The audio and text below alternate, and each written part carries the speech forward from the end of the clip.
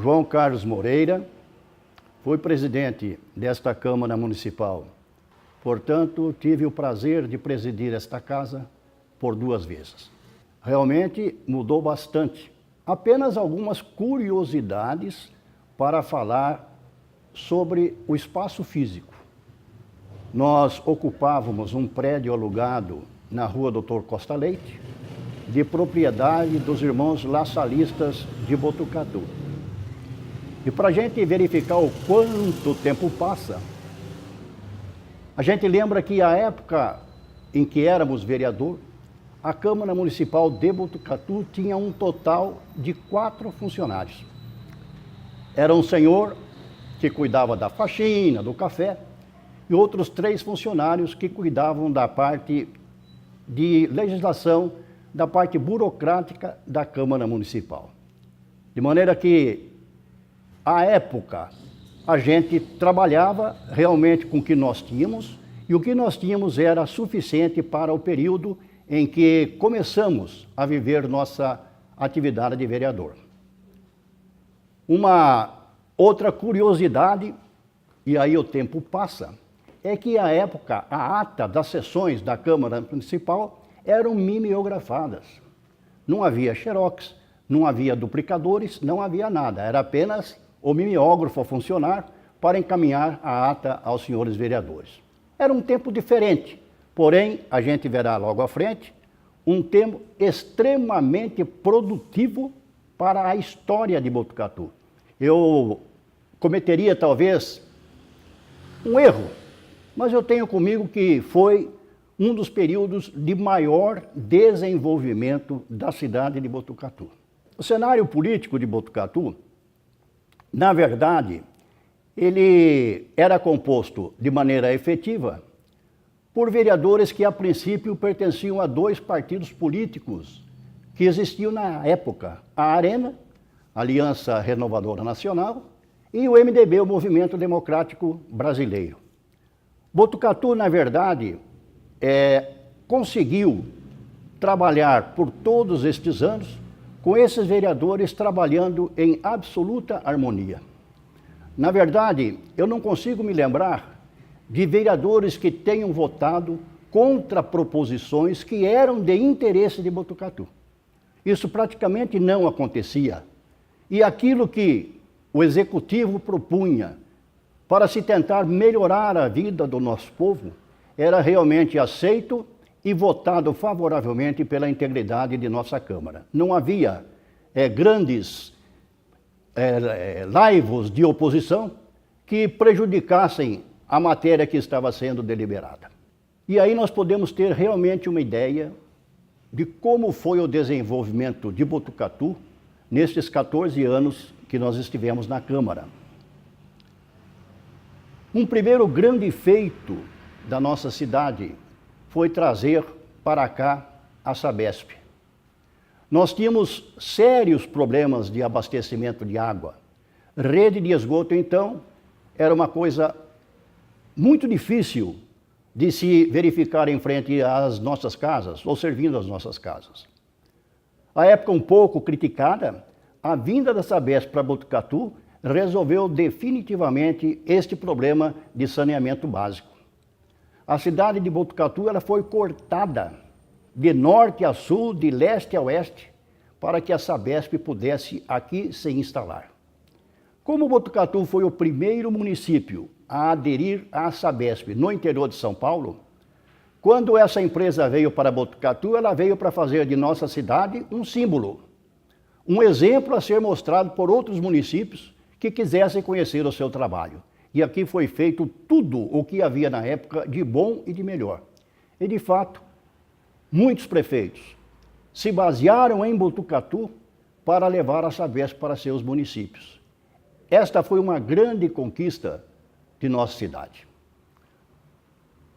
Uma outra conquista que hoje é marcante, que hoje todo mundo aprova, mas que na época recebeu críticas, por incrível que pareça, foi a construção do elevado Bento Natel.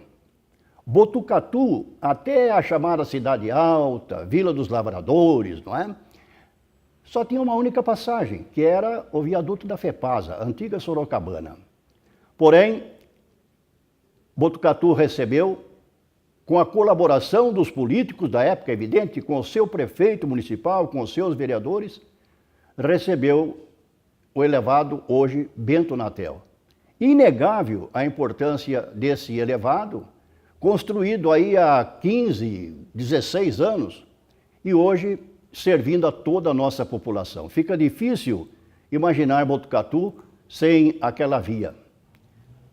Uma outra coisa que também nos chama muita atenção, Carol, foi a construção do primeiro conjunto habitacional de Botucatu, primeiro grande conjunto habitacional de Botucatu, Humberto Pópulo, a nossa Coab, iniciada por volta de 1980, a Coab construiu para a nossa população 1.540 casas na época.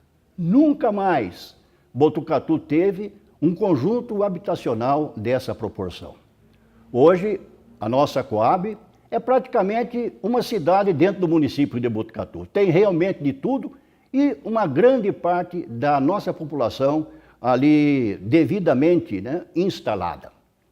Depois tivemos ainda, também nesse mesmo período, a construção de duas grandes escolas de Botucatu, que foi a Pedretti Neto e a Escola Professor Pedro Torres, que de uma certa maneira veio aliviar um pouco o déficit educacional que tínhamos tanto no Lava Pés quanto aqui na região da Vila Maria, duas outras grandes conquistas de Botucatu. Botucatu viveu nesse período, de 1970 a 1980, nesses 20 anos, o maior desenvolvimento industrial da nossa história.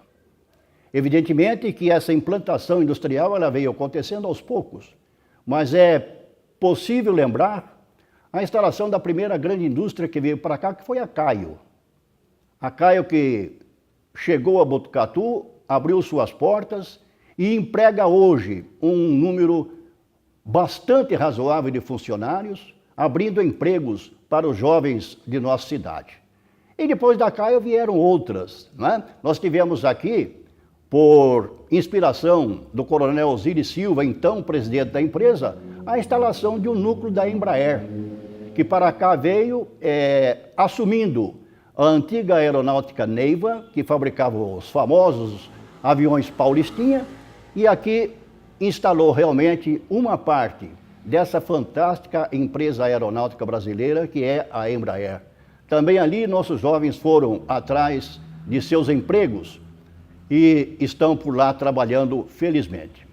Depois da Embraer surgiram outras grandes empresas como a Irizar, né, da mesma fábrica de carroceria de caminhões, de ônibus, ou melhor, e outras empresas que para cá vieram e estão aqui hoje oferecendo à nossa população uma oportunidade de trabalho, resgatando os nossos jovens para que pudessem ter a sua atividade profissional.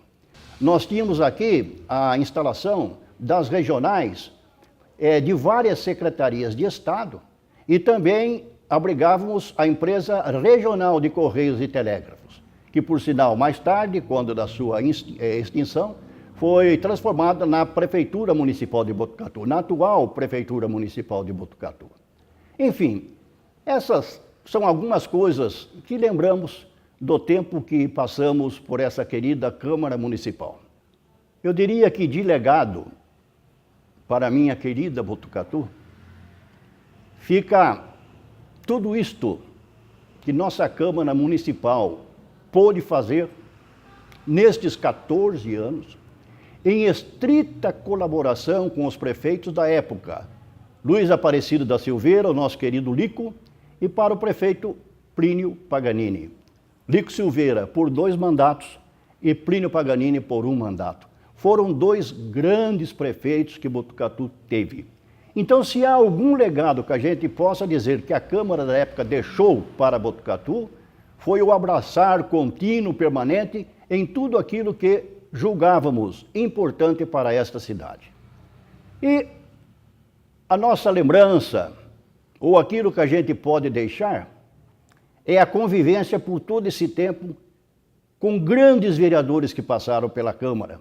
É difícil citar porque você acaba se esquecendo, né? Mas foram grandes vereadores que ali estiveram e com os quais eu pude conviver e dos quais recebi uma infinidade de ensinamentos que vou carregando por toda a minha vida.